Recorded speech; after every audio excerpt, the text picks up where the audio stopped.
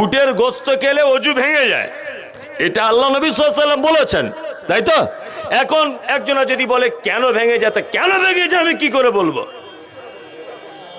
নবীজি বলেছেন বিশ্বাস করে নাও, এটা ঈমান, তাই না? এটা ঈমান। ও জিজ্ঞাসা করছে কেন? উটের গোস্ত খেলে অজু ভেঙে যায়, এটা আল্লাহ নবী সাল্লাল্লাহু আলাইহি ওয়াসাল্লাম বলেছেন, তাই তো? এখন একজন যদি বলে কেন ভেঙে যায়, কেন ভেঙে যায় আমি কি করে বলবো? নবীজি বলেছেন বিশ্বাস করে নাও, এটা ঈমান, তাই না? এটা ঈমান। ও জিজ্ঞাসা করছে কেন? একদম নয়। চলুন পাঁচটা ভালো কাজ বলে দিলাম। কটা? সালাম দিবেন, 2 অসুস্থকে দেখতে যাবেন, 3 জানাজা পড়তে যাবেন, 4 হচ্ছে দাওয়াত দিলে কবুল করবেন, 5 নম্বরে হাঁচি হলে তার উত্তর দেবেন। তবে এখানে একটা কথা বলে রাখছি, জানাজা পড়তে যেতে হবে, তবে সবার জানাজা যাবেন না, মাঝে সাঝে 1-2 বাদ দেবেন। যদি বলছে ইচ্ছা করে বাদ দেবো, হ্যাঁ ইচ্ছা করেই বাদ দেবেন। কারা? যারা নামাজ পড়ে না, অর্থাৎ যারা সলাত আদায় করে না, বেনামাজি, এই রকম লোকের জানাজা মাঝে সাঝে যাবেন না। কি বললাম বুঝলেন? কারণ যাবেন না এই কারণে আর 5 জন বেনামাজি যাতে শিক্ষা পায়। কি বললাম বুঝলেন? মাথায় থাকে জানো। আব্দুল হামিদ ফাইজি আল মাদানি নাম শুনেছেন? পশ্চিম বাংলার একজন বাঘা আলেম বাঙালিদের। উনি প্রায় 150-এরও অধিক বাংলায় বই লিখেছেন, খুব বড় আলেম। পশ্চিম বাংলার এই মুহূর্তে সব থেকে বড় আলেম ওনাকে বলা যেতে পারে, আব্দুল হামিদ মাদানি। উনি জানাজা দর্পণ নামক একটা বই লিখেছেন, যে কাদের কাদের জানাজা পড়া যাবে আর কাদের যাবে না। ওই বইয়ের 67 নাম্বার পৃষ্ঠায় তিনি উল্লেখ করেছেন, বেনামাজিদের জানাজা কেউ পড়লে পড়তে পারে, তবে অন্য নামাজিদের, বেনামাজিদের শিক্ষা দেওয়ার জন্য মাঝে সাঝে সমাজের দ্বারা দায়িত্বশীল অর্থাৎ আলেম ওলামা ইমামগণ তাদের জানাজা থেকে বিরত থাকা ভালো, যাতে আর 5 জন বেনামাজি ভয় করে। নাম্বার 2, তিনি বলেছেন বেনামাজির জানাজা যদি কেউ পড়তে যায় পড়তে পারে, কিন্তু তার জন্য দোয়া করা ঠিক হবে না। এটা উনি বলছেন, আমার কথা নয়, ওনার বই থেকে বলছি। তার মানে জানাজা দোয়া হয় না। আল্লাহুম্মা গফির লিহাইয়িনা, আল্লাহ জীবিত মানুষকে ক্ষমা করে দাও, ও মাইয়িতিনা, আর যে মারা গেছে তাকে ক্ষমা করে দাও, ও শাহিদিনা, যারা উপস্থিত তাদেরকে ক্ষমা করে দাও, ও গায়বিনা, যারা অনুপস্থিত তাদেরকে ক্ষমা করে দাও, ও সাগীরিনা, তুমি ছোটদেরকে ক্ষমা করে দাও, ও কাবীরানা, তুমি বড়দেরকে ক্ষমা করে দাও, ও যাকারিনা, পুরুষদেরকে ক্ষমা করে দাও, ও উনসা, নারীদেরকে ক্ষমা করে দাও। দোয়া করি কি করি না? করি। এখন বেনামাজি তো নামাজ না পড়া অবস্থায় মারা গেছে, ওর জন্য যদি বলি আল্লাহ বেনামাজিকে ক্ষমা করে দাও, ক্ষমা হবে? হবে? হবে না। আপনাদের আর একটা কথা মাঝখানে বলে দিই, এটা ভুলে যাচ্ছি আমি, মানে এইসব কথাগুলো বারবার বলতে হবে, না বললে সমাজ পরিবর্তন হবে না। আপনাদের এখানে কেউ মারা গেলে মসজিদের মাইকে বলে? বলে। আমি কিন্তু ফতোয়া দিচ্ছি না, একবারও ফতোয়া দেওয়ার যোগ্যতা আমার নেই। আমি একটা জিনিস আপনাকে দায়িত্ব দিলাম ভেবে দেখার জন্য। এক, মরে গেলে মসজিদের মাইকে কি বলে?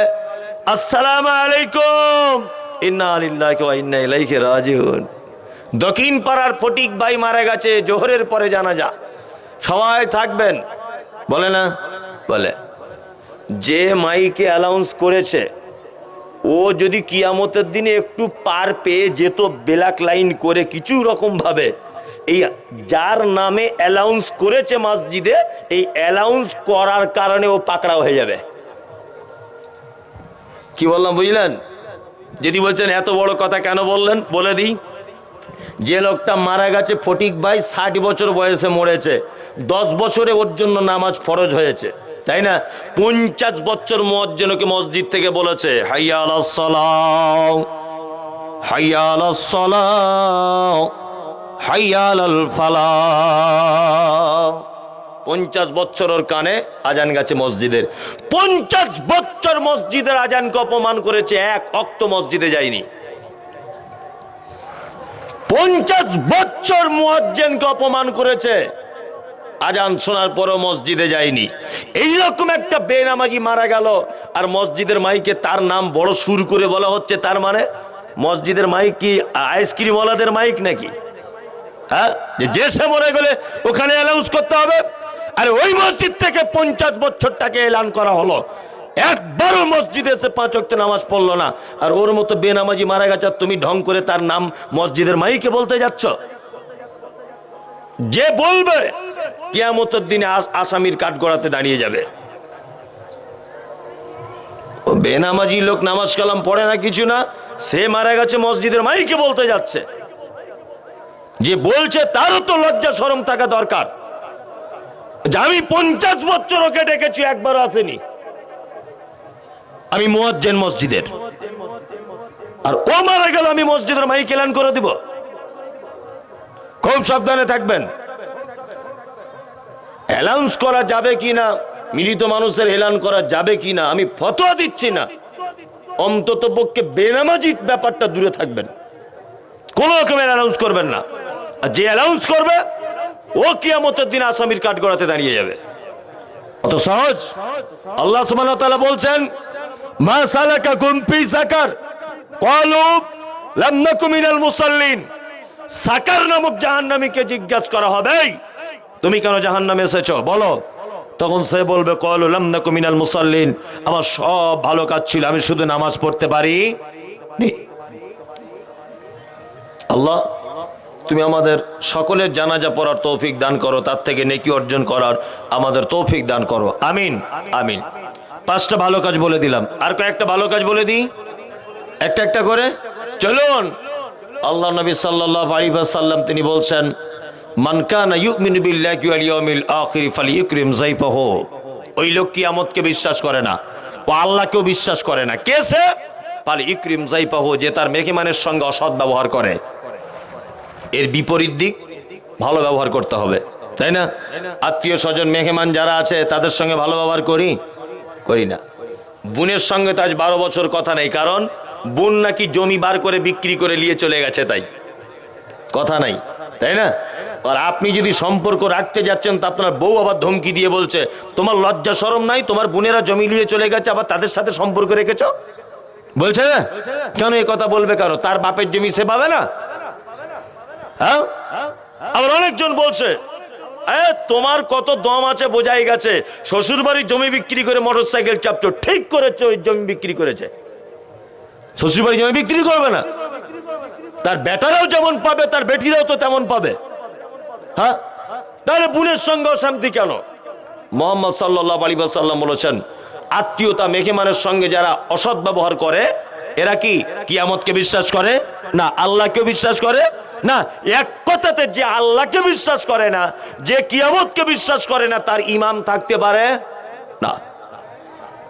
ওমান কানা ইউমিনু বিল্লাহি ওয়াল ইয়াউমিল আখির ফালইউজি জারাহু। ওই লোক আল্লাহকে বিশ্বাস করে না, ওই লোক কিয়ামতকে বিশ্বাস করে না। কে সে? যে তার প্রতিবেশীর সঙ্গে অসৎ ব্যবহার করে। প্রতিবেশীর সঙ্গে তো কারোর ভালো ব্যবহার নাই। আচ্ছা, এইটুখানি রাস্তা গরিব মানুষ যাতায়াত করে, হজ করতে গিয়েছিল হাজি সাহেব, হজ থেকে এসে দেখছে যে গরিব মানুষ যাতায়াত করে করে জায়গাটা সাদা হয়ে গেছে। দেখছি ও কুঞ্চি নিয়ে আর না কুল গাছের কাঁটা নিয়ে জায়গাটা ঘিরে দিচ্ছে। তোমার হজের 12:30 বেজে গেল। এরকম লোক আছে না, গরিবের রাস্তা আটকায়। আছে? কুরবানের দিন আমি একটা গরু কিনেছি, আমার বাঁধার জায়গা নাই, তা আপনার খামারে 2 দিন বেঁধেছি। তা আপনার স্ত্রী তখন বলছে, মমতাজুল ইসলাম আমাদের খামারে গরু বেঁধেছে, গরু মনে হয় জায়গা মনে হয় দখল করে নিবে। ও দেখছি সকালবেলা ও কুঞ্চি কাঁটা দিয়ে জায়গাটা ঘিরে জুত করে রেখে দিয়েছে। এরকম মানুষ আছে? আছে অহরহ। আর মুহাম্মদ সাল্লাল্লাহু আলাইহি ওয়াসাল্লাম কি বলছেন? কোন প্রতিবেশী যেন আর এক প্রতিবেশীর দেওয়ালে কাঠ বা কুঞ্চি এই জাতীয় কোন জিনিস যেন টেক লাগিয়ে রাখতে নিষেধ না করে। প্রতিবেশীর সঙ্গে তো ভালো ব্যবহার নাই। আমার বাড়িতে কল নাই, কলটা খারাপ হয়ে গেছে, তা আমার বউ আপনার বাড়িতে কদিন পানি আনতে যাচ্ছে, তা আপনার বউ মিষ্টি করে আমাকে বলছে, বুবু তোমাকে একটা কথা বলবো। তা বলছে, কি বলো? বলছে আমাদের কলে ঘন ঘন এসো না, অসার খারাপ হয়ে যাবে। ওদের বাড়ির 20 জন কলটা ধরে টানছে, তখন খারাপ হয় না, আর আমার বউ 2 দিন পানি আনতে গেছে, কল খারাপ হয়ে যাবে? মানে বদমাইশির জায়গা পাও না। এরকম প্রতিবেশী আছে না নেই? একাধিক প্রতিবেশী আছে। আরে প্রতিবেশীর ব্যাপার এত আল্লাহ সুবহানাহু ওয়া তাআলা বলতেন, আল্লাহ নবী সাল্লাল্লাহু আলাইহি ওয়াসাল্লাম বলছেন যে আমার মনে হয়, ভয় হয় যে প্রতিবেশী আমার জমির মালিক হয়ে যাবে কিনা, ওয়ারিস হয়ে যাবে কিনা। প্রতিবেশীর ব্যাপারটা তো জটিল ও কঠিন। প্রতিবেশীর সঙ্গে সদ্ব্যবহার করবো আমরা ইনশাআল্লাহ। ওমান কানা ইউমিনু বিল্লাহি ওয়াল ইয়াউমিল আখির ফালিয়াকরিম যায়ফাহু, মেহমানের সঙ্গে সদ্ব্যবহার। দূর ফালিউজি জারাহু, প্রতিবেশীর সঙ্গে সদ্ব্যবহার। 3 নম্বর হচ্ছে ফালিয়াকুল খাইরান আও লাম ইয়াসমুত, জবান আছে মিষ্টি কথা বলো না, তবে তুমি চুপ থাকো। জবান আছে বলে ভ্যাট ভ্যাট করে বকা যাবে না। জুম্মার দিনে নামাজ পড়ে বার হই, কিছু লোক আছে দেখবেন মসজিদের দরজার সামনে দাঁড়িয়ে জোরে জোরে চিল্লামিল্লি করে না? 5 মিনিট খুতবা দিতে দেরি হয়েছে, খুব চিল্লাচ্ছে। আর কিছু লোক ওকে পাম দিচ্ছে আর বলছে তুই হচ্ছিস বাপের বেটা, হক কথা বলনেওয়ালা। আর ও তখন ফুলে যাচ্ছে কোলা ব্যাঙের মতো, ফুলে গিয়ে আরো চিল্লে চিল্লে কথা বলছে। ইমাম সাহেবকে বার করে দিতে হবে, সেক্রেটারি পাল্টাতে হবে, এই করতে হবে, তাই করতে হবে, অমুক করতে হবে। আসলে ও হচ্ছে গাধা, ও মানুষ নয়, ও কি গাধা, ওর বুদ্ধি কম। যে লোক অপরের সমালোচনা করে, অপরের দোস্তুরটি নিয়ে খেলা করে, এর নিজের কোনো পার্সোনালিটি নেই। এটা মাথায় রাখবেন। চলুন 3টে এখানে ভালো কাজ বলে দিলাম, আরো আপনাকে 5টা 6টা ভালো কাজ বলে দিই। ইনশাআল্লাহ একটা একটা করে আমল করবেন, চেষ্টা করবেন আমল করার। না করবেন তো আমার কিছু যায় আসে না। আল্লাহ নবী বলতে বলেছেন, আমি বলে দিচ্ছি। আমাদের নবী মুহাম্মদ সাল্লাল্লাহু আলাইহি ওয়াসাল্লামের কাছে একটা ছেলে এসে বলছেন, আল্লাহর নবী আমি জান্নাতে যাব, আপনি আমাকে আমল বলে দেন, আমি জান্নাতে যাব। বিশ্ব নবী বলছেন তা'বুদুল্লাহ, সর্বক্ষেত্রে তুমি গোলামি করবে কার? আল্লাহর। সর্ব রকমের প্রশংসা তসবিহ তাহলিল কার? আল্লাহর। যা কিছু চাওয়া পাওয়া কার কাছে? আল্লাহর কাছে চাওয়া পাওয়া। পৃথিবীতে আল্লাহ ছাড়া অন্য কারো কাছে চাওয়া পাওয়া চলবে না, আর কেউ দিতেও পারে না। কিন্তু বর্তমানে কিছু মুসলমান তারা আল্লাহকে বাদ দিয়ে অন্য জনের কাছে চাইছে। রুজির মালিক কে? আল্লাহ। আমি ফারাক্কা স্টেশনে দাঁড়িয়ে আছি, রেল স্টেশনে, ব্রিজের প্ল্যাটফর্মের এই জায়গাটায়, আর ওই মাথায় কারি আব্দুল জব্বার দাঁড়িয়ে আছে। এখন আমি একটা পিয়ালায় চা আর 2টো বিস্কুট নিয়ে খাচ্ছি, আর আব্দুল জব্বার খালি হাতে ফাঁকা পকেটে দাঁড়িয়ে শীতকালে ঠক ঠক করে কাঁপছে।